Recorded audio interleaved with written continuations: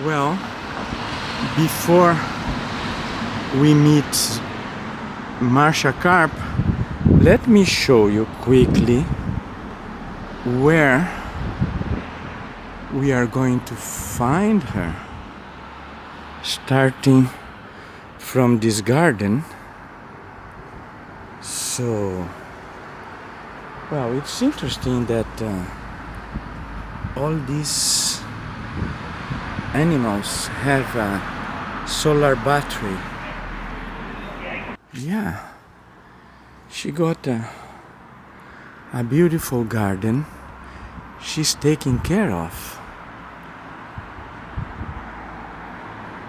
Good, now let's go to see her. Yeah. Marcia, from when would you like to start? From the past, from the present, or from the future?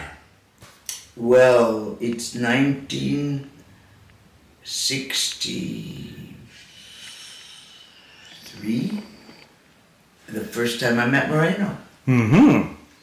How was it? Well, I first heard him on the telephone. Very first time I heard his voice. I was at Jim Sachs's house, one of his disciples, and Moreno rang and he put the earphone, and I could hear his voice. Next time I saw him was at an American Psychiatric Conference. Each psychiatrist, it was Fritz Perls, Albert Ellis, Rational Thought Therapy, different therapists in New York, had a 20-minute chance to be with a patient. So Moreno had 20 minutes with the patient, and then the patient decided which therapist she would work with, depending on how she felt the interview with. Then the next time I saw him was at the 78th and Broadway, the public theater, which he called the Theater of Mercy, the theater to heal men's minds. He called it public psychiatry. It was an open theater of psychodrama every night for anybody. So you'd have the neighbor whose kid was suicidal, you had the Rutgers Psychology Club, you had the medical school of Cornell or whatever, jazz people, film people. It was very exciting. Improvisational people. There was an audience of, let's say, 6 to 200. You never knew, every night. So I saw him run a session there the first time, and I had enrolled as a student. It's the first time I saw him, Zerka was there. Played an auxiliary role. And afterwards we went to the Russian Tearoom in New York City. And next to our table was Rudolf Nureyev and Fontaine, ballet dancers. And I was a little girl from Stevens Point, Wisconsin. This was amazing to me. And Moreno started talking about, am I nothing or am I someone? Am I one with the universe? Am I not? If God ever comes back, he'll come back as a group. We were eating caviar and sour cream and blintzes and so on. We were a few students in Moreno and Zerka, and then we drove in their car to Beacon. It was my first morning of training the next morning. I remember thinking all night, is this man a genius or is he crazy? Then my stomach started to churn around with the caviar and the sour cream. And I all night was thinking, should I leave? Should I stay in the sour cream and am I nothing or am I something? And by the time the morning came around, I didn't feel well enough to go to the train. I didn't feel well enough. So I missed the first morning because I couldn't go. Anyway, it was a wonderful feeling of mystical not knowing.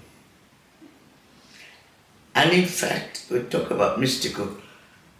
I remember one night early on in my training, there was a interview with him. Walter Clavoon was a Broadway actor who was also studying with him. He interviewed him, and Moreno said, I am the father. I am the father of my father. I must be my mother. I am the mother of my mother's mother. I must have been there at the beginning. We live our lives as if it's the brink of creation. We co-create together. And as I heard his voice, we were at the seminar in their living room, I remember feeling one with the carpet where I was sitting, one with the chair, the walls, the people. And it was all cellularly the same, you know. And afterwards I thought, when people take drugs, that's what they talk about. This joining with the universe. And I think I had like a psychedelic experience listening to his voice without drugs.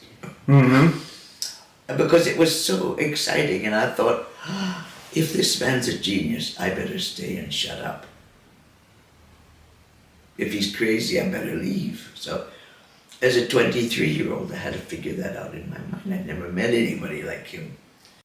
And I never met anybody like Zerka, because my mom thought that a good person like me, I should wash the shelves in the refrigerator, I should wash the floor. If you cared about the family, you wouldn't go in your room and study. You know, you're selfish. I'd say, Mom, I have a sociology exam tomorrow or something, history exam.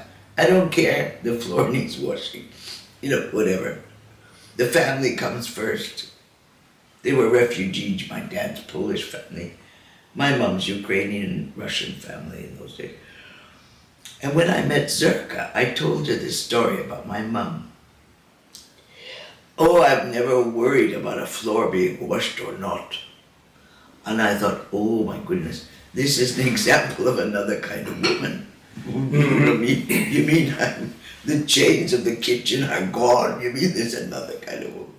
So that was very important to me.